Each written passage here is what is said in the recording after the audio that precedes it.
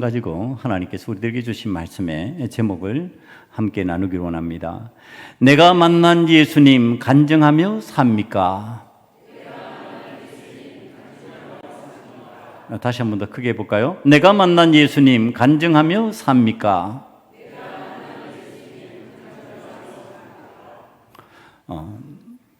이 본문을 가지고 설교를 여러 번 아마 한 것일 겁니다. 왜냐하면 목회를 수십 년간 하면은 반복해서 그 말씀을 다뤄야 되는 순간들이 오기 때문에 그렇습니다. 그래서 말씀의 본문이 정해지면은 항상 하나님 앞에 기도하는 것이, 하나님 이 말씀을 가지고 내가 무엇을 전해야 될까요? 하나님 앞에 묻습니다. 그러니까 제가 말씀을 준비하는데도 하나님은 저에게 어떤 말씀을 주실까, 그런 기대치가 있습니다. 제가 학생들이나 청년들, 기타 성도들을 대해 가르칠 때 그런 표현들을 들어본 적이 있습니다. 과연 우리 목사님이, 전도사 때는 우리 전도사님이 무슨 말씀을 전할까? 그리고 주일날 교회로 옵니다. 이런 얘기들을 들어본 적이 있습니다.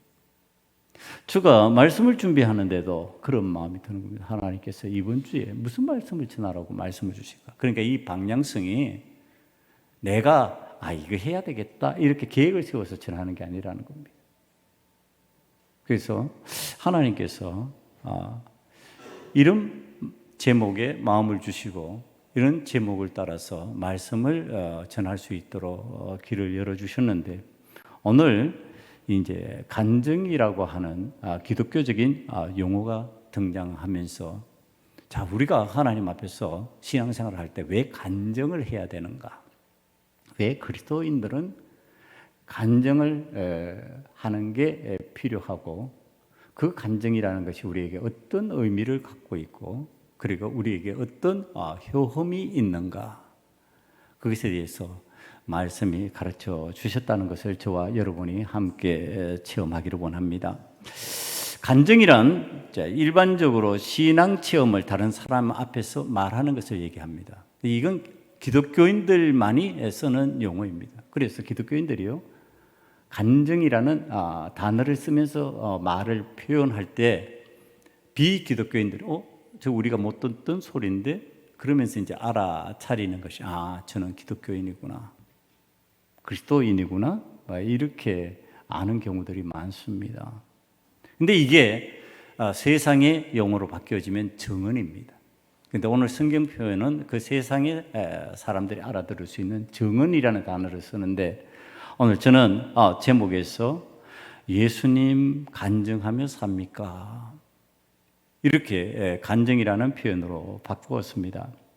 이 간증의 목적은요, 하나님의 은혜와 능력을 증거하기 위해서 그렇습니다. 그냥 하나님께서 은혜를 베푸셨다, 하나님의 이런 능력을 우리에게 베푸시는 분이시다, 이걸 알리는데, 이 다른 신앙인들에게, 그러니까 때로는 같은 믿음의 생활을 하는 다른 믿음의 형제들에게 신앙의 용기와 도전을 주기 위해서 간증하기도 하고요, 그 다음에 믿지 않는 사람들에게 복음을 전하는 통로로 이 간증을 하기도 합니다. 그러니까 이 간증이라고 하는 것은 대상이 믿는 사람이든지 믿지 않는 사람이든지 다 통용되는 내용입니다. 근데 이 간증을 할 때, 이제 우리가 오늘 간증을 하면서 사느냐 묻고 간증하면서 사시는 분들이 있을 것인데, 자, 이 신앙적인 간증을 할 때 유의해야 될 거 있습니다. 그건 뭐냐 하면은 이건 개인적 체험이에요. 이 간증이라고 하는 거, 신앙적 체험이 내 개인이 하나님 앞에서 체험한 신비적인 내용, 현상들입니다. 그러니까 이거는 다른 사람들이 잘 모르는 거예요. 비밀스러운 거예요. 그러다 보니까 그 표현 방식에 있어서 자, 이제 유의해야 될 거. 제가 어릴 때부터 아버님이 목회하시던 목회 현장에서부터 수많은 부흥사들을 봤습니다. 자, 이제 부흥사들을 바라보면서 이제 부흥사들의 설교를 들으면서 이제 목회자가 되어서 우리 교회는 거의 제가 부흥사들을 초청하지 않는데 그 이유가 어디에 있느냐 하면은요. 이 부흥사들이 부흥회를 하다가 보면은 재미있게 하고 능력 있는 듯이 포장하기 위해서 이 간증을 하는데 과장되거나 조작된 간증을 하는 경우들이 상당히 많더라고 하는 사실. 그 자기 관증처럼 얘기해요. 그런데 저쪽 부흥회에서 얘기를 들으면 똑같은 내용을 얘기하고 있는 거예요. 그럼 자기 거 아니죠. 이게 거짓된 조작된 간증으로 나타나는 경우들이 있습니다. 그런데 그리 되면 되냐? 안 된다는 거예요.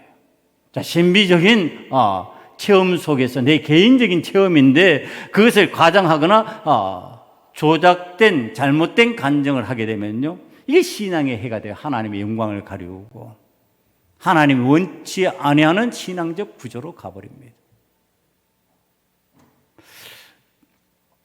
지금은 이제 그분이 돌아가셨고 저희 아버님도 돌아가셨으니까 우리 교회에서 제가 몇 번 반복했어요. 아주 이제 제가 어릴 때 유명한 부흥사 중에 한 분이 있었어요. 입이 거칠고 입에서 막 세상적인 폭언이 비슷한 말들을 막 쏟아내는데, 근데 성도들 밑에 앉아서 아멘 아멘 그러는 거예요. 이 중에서 오래 신앙생활을 했던 분은 아실 겁니다. 이 아무개 목사라고 하는 분인데, 자, 이 목사님이 아버지와 함께 부흥회를 하면서 아버님이 이제 목청이 좋으시고 찬양을 잘 인도하시니까 찬양 인도를 하시면서 이제 부흥회에 같이 인도를 하는데 그 목사님이 다가와서 그 얘기를 하더라고요. 여러분들이 들었는데 잊어버리신 분들도 있을 것이고 기억나는 분들도 있을 겁니다. 다가와서 김 목사님, 하늘에서 불이 내려온다고 말씀하셔야 됩니다. 이러대요. 그래서 아버님이 그 목사님한테 어디 불이 내려오는데? 불이 어디서 내려오는데? 안 내려와도 내려온다 그래야 성도들이 은혜 받습니다. 자, 그러더랍니다. 그게 아버지가 내한테 얘기해 주신 얘기예요. 그 사람이, 그 목사가 그러더라. 그래서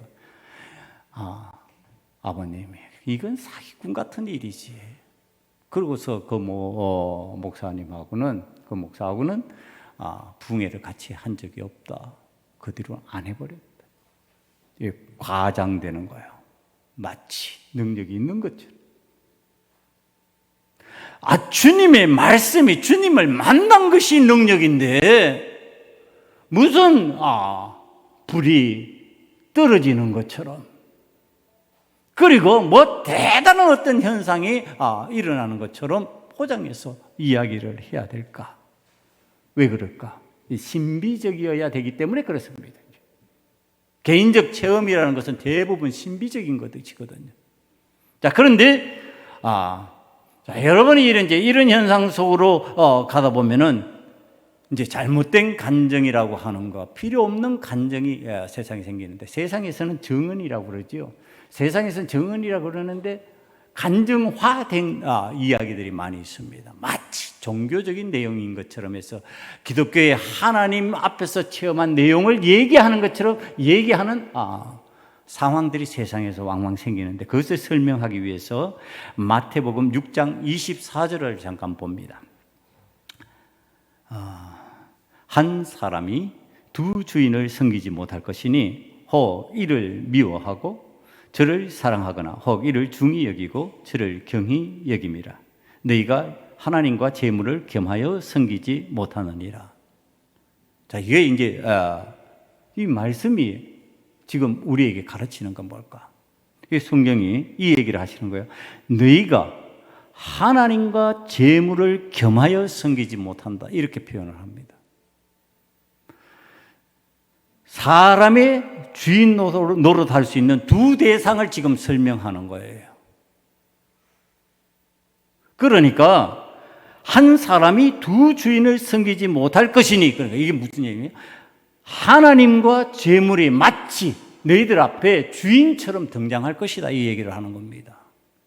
그런데 하나님을 섬기는 사람은 재물이 주인인 것처럼 살지 않는다. 그럼 재물을 섬기는 사람은 하나님이 주인인 것처럼 살지 않는다, 이 뜻이에요. 이거 겸하여서는 안 되는 것이니까, 함께 되는 것이 아니까. 그럼 자, 하나님을 믿는 사람들이 이 세상을 재물을 가지고 살아가는 경우는 어떻게 이해를 됩니까? 그것은 하나님을 주로 섬기는데 재물이 뭐 하였다? 덤으로 따라온 거다. 그게 주인이라는 뜻이 아니에요. 덤이라는 뜻이에요. 다시 말하면 재물을 주인처럼 섬기면은 하나님이 뭐가 된다? 덤이 된다는 뜻이에요. 이게 잘못된다는 거예요. 이게 굉장히 위험하다. 그런데 오늘 이 재물이요, 원어적인 단어로 들어가 보면은 만몬이라는 단어가 등장합니다. 그래서 이 재물을 만몬신이라고 기독교에서 부르면서 우상처럼 섬기지 말아라, 재물을 주인처럼 섬기지 말아라, 따라가지 말아라. 그러면은 하나님이 어떻게 된다? 하나님이 덤이 되어버린다. 있어도 되고 없어도 되는 것처럼 되어버린다. 아니, 하나님이 꼭 계셔야 되고 재물은 있어도 되고 없어도 된다, 이렇게 되는 덤이 돼야 되는데 거꾸로 된대. 여러분, 세상을 살아가면서 만몬신을 섬기면서, 이 재물의 신을 섬기면서 살아가는 사람들의 간증이 있습니다. 재물, 만몬신을 섬기는 사람들의 간증인데요, 제가 이걸 간증이라고 표현합니다. 기독교에서 하는 것처럼 간증하는 형식을 가지고 있는데 그 이야기 하나 소개합니다. 소개하면서 이 만몬신을 섬기는 사람들의 간증이라는 것의 특징과 기독교적인 간증의 차별성을 얘기할 겁니다. 이게 다행히 우리나라 이야기는 아닌데, 지게차 운전기사인 30대 영국 남성의 이야기가 기사로 떴습니다. 이 영국 남성이요, 영국 노리치에 살고 있는 사람인데 아담 로페즈라고 하는 사람이랍니다. 지난 7월경에, 그러니까 원래 일어난 일이에요. 지난 7월경 편의점에서 구매한 스크래치 복권으로, 이제 우리나라에서 이제 긁어서 이렇게 즉석에서 확인할 수 있는 복권이 있잖아요. 이 복권으로 100만 파운드에 당첨됐습니다. 100만 파운드가 우리나라 돈으로 얼마 정도 되냐고 이렇게 봤더니 한 19억 된대요. 지금 파운드 가치를 잘 모르니까 계산할 수 없는데 19억 정도가 된답니다. 당첨 전에 그의 통장 잔고는 얼마냐? 12파운드 정도 있었대요. 그러니까 우리나라 돈으로 2만 원 정도의 통장 잔고가 있었답니다.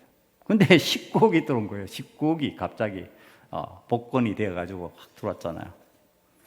그러니까 이 사람이 제일 먼저 한 게 뭘 것 같습니까? 일을 그만두는 거예요. 당장 직장을 그만두고 그 다음에 이동성을 편하게 하기 위해 가지고 최고급 차량을 구매했습니다. 그리고 여행을 다녔고, 그러면서 전에 돈이 없을 때 하지 못했던 일들을 하면서 화려한 생활을 하는데 그 기쁨이 3개월을 못 갔습니다. 지난 9월 10일입니다. 이 아담 로페즈가 다리에 생긴 혈전이 폐로 이동하면서 폐혈관을 맞는 질환을 일으켜서 대학병원에 응급실로 실려갑니다. 호흡조차 힘들어졌어요. 이게 폐질환이니까, 폐는 호흡과 관련되어 있잖아요. 그러니까 호흡이 힘들어지는 생사의 기로에 놓였습니다. 가까스로 생명을 구했는데 6개월간의 재활 치료가 필요하다고 그렇게 진단이 나왔습니다. 이 일상생활을 잃어버리고 삶이 완전히 단절된 삶으로 병원에서 6개월의 재활 치료 기간을 가지는 사람이 된 겁니다. 자, 이제 이 로페즈가 간증하는 겁니다. 이번 경험을 통해 무엇이 진짜 소중한지 깨달았습니다. 치료가 끝나면 다시 예전의 나로 돌아가고 싶습니다. 이 재물이 만몬신이 내 삶에 들어와가지고 내가 그것에 의해서 누리는 것이 많아지면 행복할 줄 알았습니다. 그래서 직장생활 간두고 좋은 차 사서 여행 다니면서 누리고 싶은 것을 마음껏 누린다고 생각을 했는데 그거 순식간에 무너져 내린다는 사실을 깨달은 겁니다. 여러분, 이 복권 당첨자의 아담 로페즈의 고백을 들으면서 어떤 생각이 듭니까? 제가 이제 이 복권에 대한 얘기를 들으면서 참 이상하다. 이 복권이라고 하는 거, 만몬신이 내 삶에 들어와가지고 재물을 확 가지고 들어온 순식간에 그 부유함을 체험하는 사람들은 왜 그것이 들어오는 순간에 간증하지 못할까? 이거예요. 여러분, 복권된 사람, 나 복권됐어. 그리고 막 이제 이게 엄청난 1등 복권되어 가지고 이거 가지고 앞으로 어떤 설계를 하고 어떻게 살고 막 그러면서 떠들고 다니는 거 본 적 있습니까? 없죠. 제가 섬기던 교회가 있었습니다. 그곳에 아파트에 살던 사람이 그때 당시는 오래 전이니까 부교육자 시절에 그 주변 아파트에 살던 사람이 그때 로또 복권은 지금보다 훨씬 단위가 컸습니다. 처음에 그 60억에 당첨된 거예요. 60억 로또 복권. 제일 먼저 한 일이 뭘 것 같습니까? 나 1등 복권 됐어. 그리고 또 막 주민에게 알리고 잔치하고 그랬을 것 같습니까? 그런 사람은 1등 복권 되면 거의 없습니다. 어떻게 할 것 같습니까? 제일 먼저 아파트를 처분했습니다. 그리고 아무도 알지 못하는 곳으로 이사했습니다. 언둔으로 들어가는 거죠. 숨는 거죠. 그리고 그 재물을 은밀하게 나만이 누리려고 하는 것이요. 혹시나 다른 사람이 알면은 내게 들어온 이 재물이 거리로 옮겨갈까? 혹이나 강도라도 들어올까? 두려움과 공포 속에서 순식간에 이사를 가고 그 장소에서 떠납니다. 떠나는 것을 들었습니다. 여러분, 그러면서 자기 만몬신을 통하여서 받아들인 이 재물로 인한 내 부유함에 대한 간증, 그로 인한 어떤 현상들, 이건 언제 얘기가 되느냐? 망해야 얘기가 나옵니다. 대부분 이랬는데 쫄딱 망하더라. 그럼에도 불구하고 안 되더라. 그런데도 불구하고 이 아담 로페츠처럼 이게 불행해지더라. 다시 말하면 간증이 안 되는 순간에, 그 재물이 떠나고 사라지는 순간에 은밀하게 숨어 있다가 그게 밖으로 안 드러난다는 거예요. 그런데 기독교적인 그리스도인들의 간증은 어떠냐? 예수님을 만나는 그 순간부터 간증이 시작됩니다. 다르다는 거예요. 은폐되지 않는다는 거예요. 그 은혜의 사건, 나에게 비밀스럽게 다가온 그 놀라운 하나님의 은혜를 체험하는 그 순간부터 만나는 사람들에게 참 이상해. 나에게는 이런 일이 일어났어. 나는 이런 은혜 체험했어. 만문신을 섬기고 만문신의 재물을 좋아하는 그러한 상황에 사람과 정반대 현상들이 일어나더라는 겁니다. 여러분, 그 일이 오늘 사도 바울에게도 동일하게 진행됩니다. 사도 바울이 예수님을 만나고 나서 그가 예수님을 만난 그 일에 대해서, 그 놀라운 은혜의 사건에 대해서, 그 감격스러운 상황에 대해서 간증을 합니다. 가는 곳마다 그가 살라미에 가면 살라미에서 간증을 하고, 비시디아 안디옥에 가면 안디옥에서 간증을 하고, 이고니온에 들어가면 이고니에서 거기에서 간증을 합니다. 오늘 데살로니가에서 왔는데 데살로니가로 온 거기에서도 역시 오늘 배운 대로 관례대로 그럽니다. 관례, 이게 뭐냐면은 원어적인 뜻을 찾아 들어가 보면 습관입니다. 습관대로. 그러니까 딴 데서 했다는 거예요. 딴 데서 하던 습관 그대로 오늘 또 데살로니가에서 뭐 했다? 간증하더라. 복음적 간증을 하더라. 나 예수님 만나서 이렇게 됐어요. 그전에는 예수님을 나는 사기꾼인 줄 알았어요. 예수님이 우리를 속이는 자로 알았어요. 그래서 예수님을 믿는다고 하는 사람들을 전부 다 가두어 옥에 넣어야 된다고 생각하고 때로는 죽어도 괜찮다고 생각을 했어요. 그래서 나는 스데반 집사가 죽을 때 증인으로서 그 자리에 있었어요.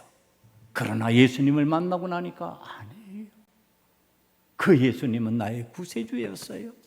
그 예수님은 나를 위해서 십자가를 지신 분이지 죄인이 아니었어요. 이걸 간증한 겁니다. 그 이야기가 사도행전 22장 3절 이하에 등장을 하는데 오늘 본문과 관련된 내용이 있어서 다시 한번 봅니다. 나는 유대인으로 길리기아 다소에서 낳고 이 성에서 자라 가말리엘 문화에서 우리 조상들의 율법에 엄한 교훈을 받았고 오늘 너희 모든 사람처럼 하나님께 대하여 열심히 있는 자라. 내가 이 도를 박해하여, 그러니까 예수님 믿는 사람을 박해하여 사람을 죽이기까지 하고 남녀를 결박하여 옥에 넘겼노니 이에 대제사장과 모든 장로들이 내 증인이라. 또 내가 그들에게 다메섹의 형제들에게 가는 공문을 받아 가지고 거기 있는 자들도 결박하여 예루살렘으로 끌어다가 형벌받게 하려 가더니 가는 중 다메섹에 가까이 갔을 때 오정쯤 되어 홀련히 하늘로부터 큰 빛이 나를 둘러 비치매 내가 땅에 엎드러져 들으니 소리 있어 이르되 사오라 사오라 내가 왜 나를 박해하느냐 하시거늘. 이 소리는 옆에 있는 사람들이 못 듣습니다. 빛은 보는데 내가 대답하되 주님 누구시니까 하니 이르시되 나는 내가 박해하는 나사렛 예수라 하시더라. 나와 함께 있는 사람들이 빛은 보면서도 나에게 말씀하시는 이의 소리는 듣지 못하더라. 내가 이르되 주님 무엇을 하리이까? 주께서 이르시되 일어나 다메섹으로 들어가라. 내가 해야 할 모든 것을 거기서 누가 이르리라 하시거늘 나는 그 밑에 광채로 말미암아 볼 수 없게 되었으므로 나와 함께 있는 사람들의 손에 끌려 다메섹에 들어갔노라. 이게 이제 사도 바울의 고백입니다. 간증입니다. 오늘 내용 읽은 내용에 보면은요, 사도 바울이 당대 최고의 율법학자인 가말리엘의 문화에서 배웠다. 그러니까 이게 요즘 우리 표현으로 바꾼다면은 쉽게 서울대학에서 공부한 사람이다 이런 표현입니다. 그러니까 최고의 학문을 하고 율법에 대해서 정통하게 알고 있는 사람으로서 하나님을 믿고 신앙생활을 하다가 오늘 다메섹으로 가는 길에서 예수님을 만나 내가 이방인의 사도가 되었다. 내가 복음을 전하는 자가 되었다. 내가 그 예수님 만났는데 그 예수님 만나서 내가 전에는 죽이려고 하던 사람을 살리는 사람으로 바뀌었다. 사람들을 내가 괴롭혔는데 그들에게 그리스도를 전함으로 그들이 그리스도를 믿는 자가 되는 행복을 체험하게 사명받은 자가 되었다. 그러니까 나처럼 예수 믿고 당신들도 하나님 앞에서 그 기쁨 누리세요. 그 은혜 함께 누립시다. 이렇게 사도 바울이 교회 공동체 앞에서 사람들 앞에서 간증하는 겁니다. 여러분, 사도 바울이요, 이 간증을 하는데 제가 이 간증이 신비적이라고 표현한 내용이 그렇습니다. 빛은 봤다. 오늘 읽은 이 내용을 보면요, 사도행전의 22장의 내용입니다. 빛은 보았는데 말은 안 들리더라. 개인적 체험이라는 얘기. 나만 들리는 거예요. 나만. 다른 사람은 안 들리는 거예요. 다른 사람은 무엇인지 못 깨닫는 거예요. 근데 나는 들려. 나는 체험했어. 여러분, 이게 예수님을 만나는 사람들에게 공통적으로 일어나는 현상이에요. 이게 저 사람은 안 느껴져. 근데 내가 느껴지는 게 있어. 내가 깨달아지는 게 있어. 내 가슴 속으로 다가오는 게 있어. 내 개인의 성향을 따라서, 내 개인의 의지를 따라서, 내 개인의 살아온 방식을 따라서 체험하는 게 달라지는 거예요, 이게. 그러니까 개인적 신비예요. 그런데 이 사도 바울이 이 개인적 신비를 신비적인 현상만으로 풀었어요. 예수님 앞빛 가운데서 다른 사람들은 못 봤는데 나만 듣는 그 소리 들었어. 이걸로 끝내는 게 아니라 사도 바울이요, 이 신비적 체험을 표현하는 방식이에요. 그걸 어디에서 찾아서 설명을 하느냐 하면, 자기가 이 가말리엘 문화에서 배운 그 율법에 관한, 우리 표현으로 하면 이제 구약 성경이에요. 구약 성경의 말씀 속에서 예수 그리스도를 증언하고 있는, 예를 들면은 이사야서 같은, 오늘 새벽에도 이사야서 53장을 했지만은 그 내용을 보면은 그 내용이 예수 그리스도에 관한 구체적인 아주 삶을 표현하고 있단 말이에요. 그런 것을, 성경이 이렇게 말씀하셨는데 그 말씀의 대상이 누군지 아냐? 바로 내가 만난 예수 그리스도다, 이랬다는 거예요. 그러니까 증언을 하는데 어떤 증언을 했다고요? 아니, 내가 체험한 바 그거 다른 사람은 뭘 모르는데 나만 알고 있는 거, 그 신비적인 거 신비한 말로서만 막 표현한 게 아니고 성경에서 이렇게 표현했는 거, 그거 내가 체험했어요. 그러니까 뭐를 알아야 돼요? 말씀을 알아야 돼요. 사랑하는 성도 여러분, 여러분들이 간증자가 되려면 오늘 예수님을 만난 그 은혜를 체험한 것을 갖다가 표현하는 사람이 되려고 하면은 무엇을 알아야 된다? 말씀을 알아야 된다. 말씀을 알고 그 말씀 가지고 설명할 수 있는 자가 되어야 된다. 여러분들은 이미 알고 있어요. 뭘 알고 있어? 예수님이 우리를 위해서 십자가를 지셨는데 그게 복음서에 나와 있다. 이제 그렇게 설명하면 되는 거예요. 예수님이 나의 죄를 위해서 십자가를 지셨다. 예수님은 죄 없는 하나님이시다. 그런데 이 땅에 인간의 몸을 입고 오셨다. 이거 성경에 나와 있는 얘기예요. 알고 있어요. 그럼 이제 어떻게 보면 그 성경대로 표현해야 된다는 얘기를 해야 되는 겁니다. 내가 체험한 신비적인 얘기만을 하는 게 아니라 그 신비적인 얘기를 뭘로 표현해야 된다? 성경의 말씀으로 표현해야 된다. 이거 안 하고 내가 체험한 얘기만 하니까 어떻게 되는데, 교회 나가면 복 받는다, 교회 나가면 잘 된다, 교회 나가면 성공한다, 자꾸 이쪽으로 얘기하게 되는 거예요. 왜? 내가 체험한 그 신비적인 얘기의 표현은 그 방식으로밖에 설명을 못하니까. 그런데 성경 말씀 가지고 설명을 하면은 십자가에 예수가 등장을 하고, 그 예수님이 죄 없으신 분인데 십자가를 지신 것이 나오고, 그분이 이 땅에 하나님의 아들로 오셨고, 그 하나님의 아들인 것이 어떻게 더욱더 증명되었느냐? 십자가를 지니까 증명이 되더라. 왜? 부활의 주가 되셨으니까. 죽으신 지 3일 만에 무덤에서 부활하셨다. 그리고 500여 형제들과 함께 40일간 계시다가 성천하셨다. 그 예수님, 다시 오실 예수님이다. 자, 이렇게 말할 수 있는 자가 된다는 겁니다. 뭐 하면은? 말씀을 들으면. 이 말씀 안 들으면은 이게 안 들어오는 거죠. 안 들어오면 이 말 안 하는 거죠. 이 말 안 하니까 뭔만 말해요? 자꾸 내가 체험한 신비적인 얘기만 하는 거예요. 그러니까 뭐예요? 예수님 내 만나고 나서 내가 생각하는 것보다 이런 상황들이 좋아져서 이런 거 잘 된 것 같아. 그거 예수님 때문에 된 것 같은데, 이제 이 표현밖에 못 하는 거예요. 그러니까 표현이 뭘로 바뀌어요? 예수 믿으면 성공하고, 예수 믿으면 잘 되고, 예수 믿으면 이렇다 그러는 그런 얘기밖에 못 한다는 거예요. 그게 아니에요. 뭘 간증해야 된다? 내가 만난 예수님, 성경에서 이렇게 얘기한 분이고 그분이 내가 만난 예수님이다. 그걸 지금 얘기한다는 거예요. 그건 누가 했어요? 사도 바울이요. 3절에 보니까 뜻을 풀어 증언했다, 이렇게 표현하고 있어요. 뜻을 풀어 그리스도가 해를 받고 죽은 자 가운데서 다시 살아나야 할 것을 증언하고, 이렇게 얘기를 해요. 그러니까 뜻을 풀어서 뭐죠? 성경에서 풀었어요. 내 마음대로 푸는 게 아니고 성경에서 말씀한 것을 갖다가 인용해서. 왜? 나는 최고의 율법학자 가말리엘을 통해서 이미 율법에 정통한 사람이 되었어요. 그랬더니 그 말씀을 인용할 수 있는 능력이 생긴 거야. 여러분, 오늘 하나님의 말씀에 대해서 열심히 있는 자가 되어야 되고, 우리가 말씀을 듣는 시간들을 늘려야 되는 이유가 다 거기에 있어요. 여러분, 목사가 설교 시간을 독점하지 않잖아요. 여러분, 설교 시간을 독점하면은 어떤 편리함이 있는 줄 압니까? 물론 요즘에는 방송을 들면 여러 가지 설교들을 다 들을 수 있지만 군소리가 안 나옵니다. 담임 목사 혼자 다 해버리기 때문에. 담임 목사 혼자 낮 설교도 하고 새벽 설교도 하고 수요 설교도 하고 하면 담임 목사 하는 것만 듣기 때문에 다른 비교 대상이 안 생겨요. 그런데 부교육자를 세우면요, 비교 대상이 생겨요.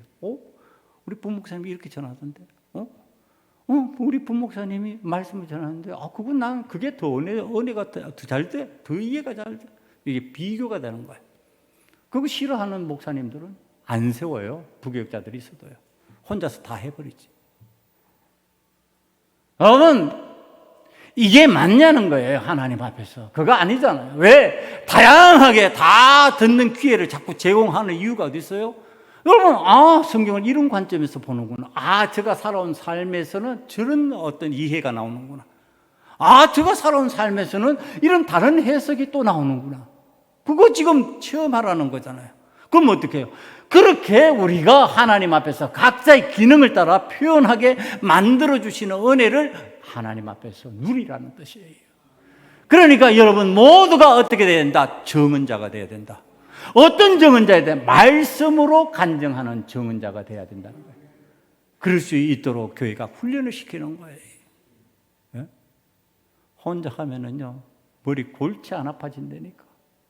혼자 다 해먹어버리면은요, 편해져요. 그게 제가 시골에 휴가 기간 동안 가면 이렇게 교회 목사님 교회를 탐방할 때도 있고 이제 가는 교회가 있는데 교회 목사님은 안 세운대요. 부교육자에서도 안 세운대. 그래서 그 목사님 밑에 가가지고 제가 말씀을 한 주 예배를 드리는데 이게 말씀 받는데 얼마나 힘들어요. 지금 말씀을 들을 때 굉장히 집중을 하거든요. 하나님이 이 목사님을 통해서 오늘 나에게 뭐를 전달해 주고 계실까? 그게 안 들어오는 거예요. 그런 은혜의 흐름이 막혀버리는 현상들이 나타나는 거지, 여러분.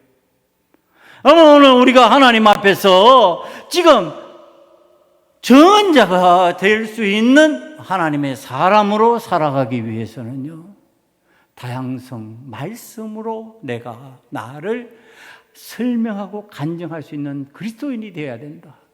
그러기 위해서 좀 많이 들으라는 거예요. 우리 모두가 새벽에 들을 수 있었으면 더더구나 좋겠어요. 새벽이 아니면 수요일이라도 나와서 들었으면 좋겠어요. 하나님의 말씀, 그리고 하나님의 은혜를 체험하란 말이에요. 오늘 하나님 앞에서 지금 사도 바울이 이 구약 성경에 예언된 그리스도의 고난당하심과 부활을 정확하게 전달해서 간증합니다. 여러분, 그런데 우리는 사도 바울 같은 사람은 아니에요. 체험의 신비도 좀 연약한 것 같아요. 간증하는 능력도 부족해요. 그러니까 우리는 사도 바울 같이 이방의 사도와 같은, 대사도와 같은 탁월한 전도자와 같은 기능은 발휘하지 못해요. 그런데 우리는 각자 하나님 앞에서 간증할 거리들이 다 있다는 거예요. 왜? 교회로 발걸음을 옮긴 사람은 분명히 예수님과 어떤 인격적인 만남이 있기 때문에 교회에 나오는 것이죠. 남들 다 놀러 가는데, 남들 다 쉬는데, 힘들어 하는데 왜 힘든 것을 마다하고 교회에 나오느냐? 왜 이 자리에 앉아서 말씀을 듣느냐? 무언가 만남이 있다는 거예요. 여러분, 그게 뭐가 돼야 된다고요? 간증거리가 돼야 된다고요. 그게 인격적 만남이에요. 그 만남을 통해 가지고 간증거리가 되는데 뭐가 부족해? 말씀이 부족해. 그러니까 말씀으로 자꾸 설명을 못하는 거예요. 말씀으로 전달을 못하는 거예요. 그러니까 뭐가 안 돼요? 전도가 안 되는 거예요. 말씀으로 전달할 수 있어야 돼요. 여러분이 능력이 있어서 여러분이 간증을 잘해서가 아니라 말씀이 그 상대편을 휘어잡을 수 있는 은혜의 역사로 나타나야 되는 줄 믿습니다. 말씀이 역사하는 거죠. 무슨 내가 탁월한 언변가라고, 무슨 내가 대단한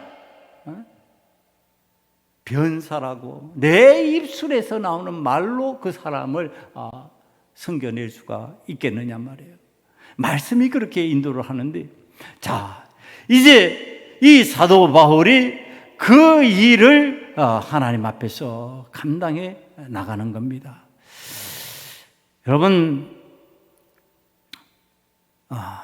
이 간증을 하는 관례대로, 습관대로 가는 곳마다 복음을 전하고 있는 이 사도 바울이요, 왜 이렇게 했을까? 제가 이제 말씀을 전하기 위해서 준비하면서 묵상하는 거예요. 하나님, 어떻게 해서 사도 바울은 가는 곳마다 이렇게 했을까요? 핍박도 받고 별의별 일 다 당하는데 그래도 또 하고 또 하고 또 합니까? 왜 그랬을까요? 그러면서 제가 하나님 앞에 물을 때 저한테 다가오는 거예요. 사도 바울에게 있어서 제1순위는 예수님이다, 이거였어요. 사도 바울의 삶에 있어서는 최우선순위가 예수님이었어요. 내가 만난 예수님, 나를 구원하신 예수님, 내가 잘못된 방식으로 다메섹으로 가면서 그 잘못된 행위를 하려고 하는 나를 건져주신 그 예수님, 그 예수님은 나의 삶의 1순위입니다. 이렇게 되니까 그 1순위가 표현되는 거다. 그 1순위가 자꾸 입에서 말하여지는 거다. 그게 간증이다. 여러분, 우리가 왜 예수님을 간증하는 그 입을 자꾸 닫게 될까요? 1순위가 아니라니까요. 1순위면 뭐를 얘기하게 되죠? 그 1순위를 얘기하게 되죠. 여러분 한번 생각해 보세요. 이제 좋은 곳에 갔어요. 경치 좋아요. 그럼 사람들한테 그 경치 좋은 곳을 갔다 와서 뭐라고 그래요? 야, 거기 좋더라. 한가 봐라. 왜 그렇게 얘기해요? 그게 내가 본 그 순간에 1순위가 돼버려서 그래요. 본 것 중에 1순위가. 그러니까 거기 가라고 권하는 거예요. 야, 거기 가봐. 가면 좋다니까. 맛있는 거 먹고 왔잖아요. 맛있는 거 먹고 왔는데 그거 먹고 온 것을, 그게 내게 있어서, 먹거리로서는 1등이야. 그럼 어떻게 해요? 거기 한번 같이 가보자. 거기 좋다. 그거 한번 먹어보자. 그래서 데리고 가는 거예요. 맛없는 것은 소개 안 하잖아요. 안 좋은 것은 얘기 안 하잖아요. 여러분, 예수님이 1순위가 되면 어떻게 되느냐? 최우선순위가 되면 그 입에서 자연스럽게 그 표현이 나올 수밖에 없다.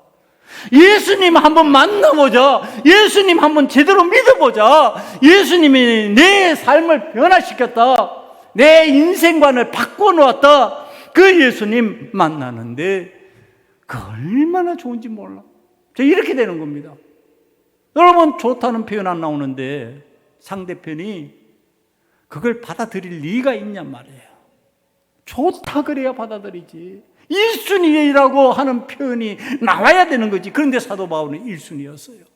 예수님이 최우선순위가 되었어요. 그러니까 최상의 표현으로 예수님을 설명하고 알리는 겁니다. 여러분, 이 사도 바울이 최우선순위로 간증하는 예수님에 관한 이야기를 듣는 순간에 헬라인의 무리와 기부인들이요, 변화가 일어났어요. 그렇다고? 우리가 소문을 듣기에도 저 사도 바울은 최고의 학문을 지닌 그 사람의 제자라는데, 저도 학문에 능한 자라고 하는데, 그런데 최우선순위가 예수님이라고? 아니, 여러분이 좋은 것을 나오고 좋은 것을 누리고 있다면은 내가 그럼에도 불구하고 이 좋은 것보다 더 좋은 것이 예수님이라고 표현하는 것이 맞지 않냔 말이에요. 이게 예수님 믿는 사람들의 믿음의 방식, 표현 방식이죠. 내가 최고의 명문대를 나왔습니까? 최고의 직장을 다니고 있습니까? 최고 좋은 곳에서 내가 누린 것이 있습니까? 그런데 그보다 더 좋은 것이 예수님이라고 표현할 수 있는 이 간증이 나와야 되는 거 아니냐 말이에요. 그 저가 세상적으로 봤을 때 유명인이야. 제가 세상에서 경험한 것이 그냥 무시하고 넘어갈 수 없는 내용이야. 그런데 그의 입에서 예수님이 최고라고 나와. 그러면 한번 알아보자. 그러면 한번 믿어보자. 여러분, 오늘 자신이 하나님 앞에 은혜 받은 그 내용을 가지고 그럼에도 불구하고 예수님을 믿어야 그 예수님을 믿는 것이 최고야 그러고 설명할 수 있는 그 삶이 되지 못하냔 말이에요. 여러분, 그 삶은 하나님께서 주신 은혜의 삶이잖아요. 그 자리 하나님께서 마련해 주신 자리잖아요. 예수님을 만나서 그것이 하나님의 은혜라는 것을 깨달았잖아요. 그런데 그 입에서 예수님이 최고야. 그런다면은 그런 나로 인하여서 그 사람이 받아들일 거 아니냐 말이에요. 아니, 교회에서 목사의 직분 주고 장로의 직분 주고 권사의 직분 주고 교회에서 하나님이 직분 줬어요. 그럼 그 입에서 뭐가 나와야 돼? 예수님 나와야 될 거 아니냐 말이에요. 예수님이 최고야. 그런데 그 입에서 다른 거 나와버려요. 그러면 예수 믿겠냐고. 아니, 저 사람에게는 예수님보다 저게 더 좋은가 봐. 이게 되잖아요. 여러분, 오늘 우리들의 입에서 예수님을 최고로 인정하는 은혜가 표현되기를 간절히 축원합니다. 그 예수님이 나를 오늘 이 자리에 세우셨어. 그 예수님이 나를 오늘 그리스도인 되게 만드셨어. 사도 바울이 그랬단 말이에요. 이 사도 바울이 복음을 전하니까 기부인하고 헬라인의 무리들이 예수님을 믿는 현상이 생겼어요. 그런데 참이 그렇잖아요. 그러면은 같은 유대인들이 바라봤을 때 이게 좀 이상하다 생각할 거 아니에요? 저 같으면 그럴 것 같아요. 아니, 같은 유대인의 입장에서 봤을 때, 야, 저 사도 바울이 전에는 율법에 능한 자요. 저가 가말리엘 문화에서 최고의 학문을 공부한 사람이고, 그가 날 때부터 로마인의 어떤 시민권을 가지고 있는 배경이 든든한 사람인데, 그럼에도 불구하고 저렇게 예수를 그리스도라 믿으면서 복음을 전하고 있다면 왜 그럴까? 그리고 한번 의문점을 품어야 될 거 아니에요? 그런데 유대교 사람들은 어떻게 해요? 안 해요. 저놈 죽여야 되겠구나. 왜 그럴까요? 왜 이 현상이 생길까요? 사도 바울이 지금 행하는 일은 예수님이 이 땅에서 행하고자 하셨던 일을 지금 대리하고 있는 거예요. 생명을 살리는 일. 그러니까 예수님에게 행했던 그 일을 동일하게 유대인은 행하는 거예요. 다시, 오늘 우리들이 예수님이 행하시던 그 일을 행하면서 간증자로 살고 예수님 원하시는 방식대로 살아가려고 하면은 저거 왜 저럴까 그러고서 이상하게 머리를 갸웃거리면서 교회로 한번 나가봐야 되겠다 그러는 사람보다 어떤 사람이 더 많이 생긴다? 저거 죽여버려야 되겠다. 저거 내 삶에서 멀리 해야 되겠다. 이런 현상들이 일어난다는 겁니다. 여러분, 우리들이 예수를 믿는다고 하면, 예수를 간증한다고 하면은 그것이 무슨 큰 성공의 빌미라도 되고, 그것 때문에 세상에 누릴 수 없는 많은 것을 누리는 것처럼 착각하지 말아야 된다고 하는 사실. 내가 예수님 원하시는 방식대로 살면은요, 예수님 같이 되는 거예요. 예수님 같이 된다는 게 뭐예요? 예수님이 지는 십자가 나도 지는 거예요. 예수님 지는 십자가 졌더니 내가 고난당하는 줄 알아서, 끝장나는 줄 알아서, 그런데 다음에 보니까 3일 만에 부활하는 거예요. 죽는 줄 알았는데 내가 살아나요. 생명력 있는 자가 되는 거예요. 여러분, 그 은혜의 역사를 오늘 일으키기 위해서 믿음의 사람들이 가는 길이 순탄하지만은 않다. 예수님을 아무리 잘 간증하고 아무리 잘 전해도 사도 바울에게 일어난 박해가, 오늘 예수님을 믿는 사람들에게 일어난 이 박해의 현상이 일어난다. 여러분, 이것을 받아들여야 간증할 수가 있어요. 이거 못 받아들이면 조금만 어려우면 피하고 숨고 안 하려고 그러고 포기해버리는 현상이 일어나는 거예요.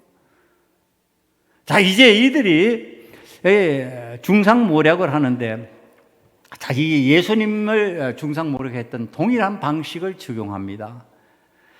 어떤 이야기를 하느냐면, 자, 저들은 천하를 어지럽게 하는 사람이라 이렇게 표현합니다. 천하가 그 뭐냐 하면 그때는 로마 제국이 천하예요. 그러니까 그 사람들이 시야에서는 천하가 로마 제국이, 그 거대한 로마 제국이 천하입니다. 그러니까 천하를 어지럽게 한다는 게 로마 제국을 어지럽힌다는 얘기예요. 그럼 로마 제국 어떤 방식으로 어지럽힌다고 얘기를 하느냐 하면은요, 예수가 왕이래, 임금이래. 가이사 대신에 로마 황제 대신에 예수님을 왕이라고 그러고 받들고 저들이 모반하려고 그래. 이거 누구에게 적용됐던 거예요? 예수님께 적용됐던 거 그대로 그리스도인들에게 적용합니다. 오늘 우리들이 예수님을 따라 걸어가면은 예수님에게 적용되었던 그 일들이 나에게도 동일한 방식으로 적용될 것이다. 그래서 못하겠다고요? 아니, 은혜 받으면 그 말이 안 나오게 돼 있죠. 예수님을 나의 구주로 받아들인 사람들에게는요, 이 말이 안 나오게 되어 있죠. 아무리 반역죄로 뒤집어 씌워도, 아무리 나를 모해하고 모함해가지고 나를 죽음으로 끌고 가고 십자가 위에 매단다고 할지라도 우리를 주님이 가신 그 길에서 내려오게 할 수는 없다. 여러분, 오늘 우리들이 살아가는 현장에서요, 자, 이제 그리스도인들이 분명히 억울한 것 같아 보일 수도 있어요. 빌라도가 예수님에 관해서 알아보니까 저는 무죄한 자요. 그런데 밑에서 죽여야 됩니다. 죽여야 됩니다. 그러니까 정치적 책임을 안 지려고 나는 무죄하다 그러고서 손을 씻고서 나는 죄 없다 그러고서 뒤로 물러납니다. 오늘의 업장이라고 하는 이 지혜의 사람들도 마찬가지입니다. 자, 저들은 모반하는 자요, 저들은 임금으로 섬기는 자가 따로 있습니다. 그러는데 그거 뭐 어떤데? 이러면은 자신도 모반하는 무리와 동조하는 사람이라고 볼 수 있기 때문에 그들을 엄벌에 처하는 상황으로 몰고 갑니다. 세상이 그렇습니다. 왜? 나도 동조자 되는 모습 싫다. 나도 그런 방식으로 해를 입는 것 싫다. 여러분, 그런 현상이 우리들이 살아가는 삶의 현장에서 일어난다는 겁니다. 사랑하는 성도 여러분, 그럼에도 불구하고 내가 만난 예수님을 간증해야 되는 것은요. 자, 이게 제가 마지막으로 설교를 준비하면서 하나님께 묻는 겁니다. 그럼에도 불구하고, 이런 상황에도 불구하고 왜 자꾸 간증하면서 예수님을 전해야 됩니까? 그랬더니 이게 다가오는 거예요. 내가 만난 예수님을 생생하게 기억하기 위해서다. 이렇게 표현하는 거예요. 간증이요. 내가 만난 예수님을 자꾸 표현하는 방식이 그 기억을 생생하게 기억하기 위해서라요. 잊어버리지 않기 위해서요. 다시 말하면 우리가 간증 안 하면 뭐가 자꾸 사라진다? 그 기억이 사라진다. 예수님의 그 놀라운 은혜 받은 것이 희미해진다. 간증하면 새로워진다. 제가 목사된 그때를 자주 간증합니다.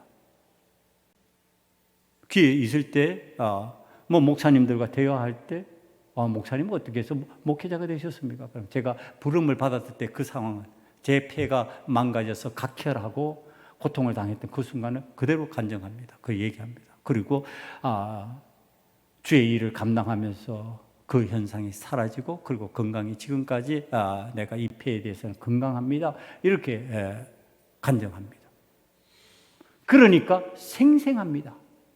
제가 목회자가 되는 꿈을요, 대학을 가야 될 그 시점에 제가 꿈을 꿨습니다. 지금 또 생생합니다. 물론 하나님께서 생생하게 기억하게 하시는 은혜도 주셨지만은요, 왜? 간증하고 자꾸 얘기하기 때문에 그렇습니다. 내가 꿈을 꿨는데 그때 이런 현상들이 있었어요. 그러면서 그 내용을 쭉 설명하면요, 지금 40년도 더 지난 시절의 이야기잖아요. 그럼 사람들 기억이 희미해질 수밖에 없잖아. 그런데 저는 생생합니다. 왜? 자꾸 간증하기 때문에 그렇습니다. 오늘도 여러분들이 삶 중에서 예수님을 만난 그 어떤 믿음의 역사를 처음 했을 때 그게 여러분 간증거리가 되어야지 생생하게 연결이 됩니다. 왜 자꾸 신앙심이 나약해지고 희미해지느냐? 간증 안 하기 때문에 그렇습니다. 여러분, 오늘부로 우리 교회 사랑하는 성도들은 간증하는 믿음의 사람들이 다 되시기를 간절히 축원합니다. 그래야 믿음이 생생해집니다. 생동감이 있는 믿음이 됩니다. 그 믿음 자꾸 간증하면서 인격적으로 그 예수님을 만나면은요, 그 예수님께서 나에게 주시는 은혜가 날로 날로 생생하게 나에게 살아 움직이는 역사를 체험하게 만들어줍니다. 여러분, 믿음이 희미해졌다면 이제 돌이켜볼 시간입니다. 묵상하면서 생각해 봅니다. 내가 신앙생활을 했는데, 내 신앙생활을 한 지 얼마가 됐는데 왜 내 믿음이 희미해졌지? 왜 내가 구원의 확신에 대해서 연약해졌지? 간증 안 해서 그래. 예수님을 간증 안 했기 때문에 희미해져 버린 거예요. 소멸되어져 버린 거예요. 그러다가 나중에는 믿어져야 믿지, 이 말하면서 죽어버리는 사람도 있더라는 거예요. 여러분, 믿어지지 않는 현상이 일어나 버려요. 생생하게 간증하고 또 되풀이해서 말하고 내 자녀에게 말하고 내 손주에게 말하고 또 말하면 생생해져서 나를 생기 있게 만들었을 것인데 입 딱 닫고 있으니까 안 믿어지는 거예요. 손주 앞에서, 자녀들 앞에서 예수 그리스도에 관한 정언도 못하고 죽는 사람이 되는 거예요.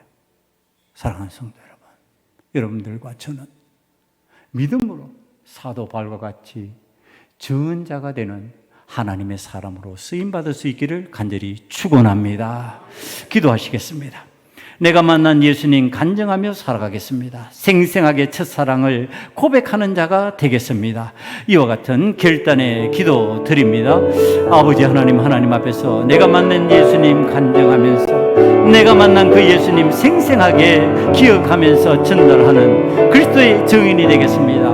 말씀에 능한 자가 되기 위하여 말씀을 제대로 이해하고 그 말씀 품고서 전달하는 자가 되기를 원합니다. 주여, 나를 사용하여 주시옵소서. 우리 교회 공동체를 사용하여 주시옵소서. 아버지 하나님, 내가 만난 예수님 간증하며 살아서 생생하게 그 만남을 기억하는 자가 되기를 원합니다. 아버지 하나님, 그 능력으로 하나님의 뜻을 이루고 예수 그리스도의 복음에 사도가 되기를 원합니다. 아버지 하나님, 두려움이 사라지게 하시고 염려 근심 사라지게 하시고 내 자녀 앞에서, 내 손주들 앞에서, 내 친구 앞에서, 내 이웃 앞에서 간증하는 데 능한 자들이 되게 만들어 주시옵소서. 예수님 이름으로 감사하며 기도드리옵나이다. 아멘.